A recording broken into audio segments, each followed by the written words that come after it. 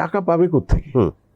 মানে এই যে টাকা লাগবে, এডিপি বাড়াতে হবে, ইনফ্রাস্ট্রাকচার, এনার্জি, ব্যাংকিং এবং ডিমান্ড চাঙ্গা করার জন্য পাবলিক স্পেন্ডিং, আর তার সাথে সাথে সরকারের রিকারেন্ট ব্যয়, ইন্টারেস্ট পেমেন্ট বাড়ছে, আপনারা জানেন, এগুলো তো থাকছে। টাকা আনতে ট্যাক্স রেভিনিউ খুব বেশি বাড়বে না, কারণ ট্যাক্সের রিফর্ম কিন্তু ওইভাবে এখনো শুরু হয়নি, আর অর্থনীতি দুর্বল। সুতরাং মিডিয়াম টার্মে আগামী 1-2 বছর কমপক্ষে রেভিনিউ খুব বড় জাম্প হবে না। যেটা আছে এটাকে ধরে রাখতে পারলে আমরা মোটামুটি একটু আমরা উইল বি কমফোর্টেবল। টাকাটা আনতে হবে 2 জায়গা থেকে। একটা হলো আপনাকে development partner support, budget support particularly, সেই জায়গার নির্ভরতা আপনাকে চালিয়ে যেতে হবে, উপায় নেই। সো আমি সেখানে একটা পয়েন্ট আছে, আইএমএফ এর সাথে যদি এগ্রিমেন্ট না হয় অন্য যে ডেভেলপমেন্ট পার্টনার, তখন তারা কিন্তু প্রোগ্রাম ভ্যালিড থাকা অবস্থায় তখন অন্য ডেভেলপমেন্ট পার্টনারের বাজেট সাপোর্ট হুমকির মুখে পড়বে। আইএমএফ প্রোগ্রাম যখন থাকে না একটা দেশে, তখন অন্য ডেভেলপমেন্ট পার্টনাররা ইন্ডিপেন্ডেন্টলি দেয়। কিন্তু when country has an IMF program in place valid, তখন অন্য ডেভেলপমেন্ট পার্টনাররা ওইটার উপর নির্ভর করে তাদের বাজেট সাপোর্টটাকে ডিসিশন নেয়, ডিসবার্সমেন্ট এবং সো অন। সো আইএমএফ এর আমি আশা করছি যে আইএমএফ প্রোগ্রামটা চালু থাকবে।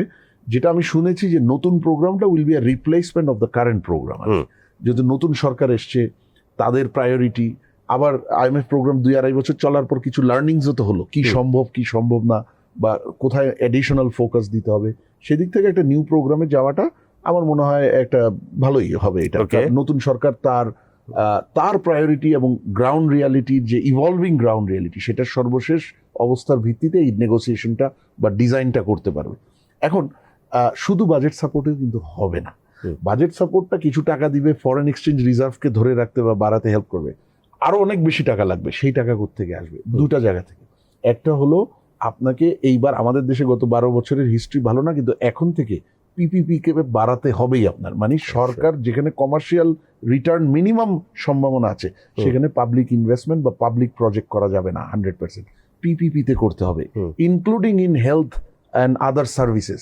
আপনি ব্রিটেনের যে খুব বিখ্যাত এনএইচএস, ন্যাশনাল হেলথ সার্ভিস, এটা প্রায় পুরোটাই পিপিপি মডেলে চলে। ব্রিটিশ গভর্নমেন্টের খুব কম টাকা খরচ হয়। আমরা এশিয়াতেও অনেক দেশ আছে, আপনি হেলথ ফ্যাসিলিটি, হেলথ স্কিলস বা হেলথ এক্সপার্টিস, এগুলো পিপিপিতে ডেপ্লয়েড হয়। আমাদের ইনফ্রাস্ট্রাকচারের একটা বড় অংশ কিন্তু পিপিপিতে করা সম্ভব। সুতরাং সেখানে কিন্তু আপনার পাবলিক স্পেন্ডিং অনেক আপনি সেভ করতে পারবেন।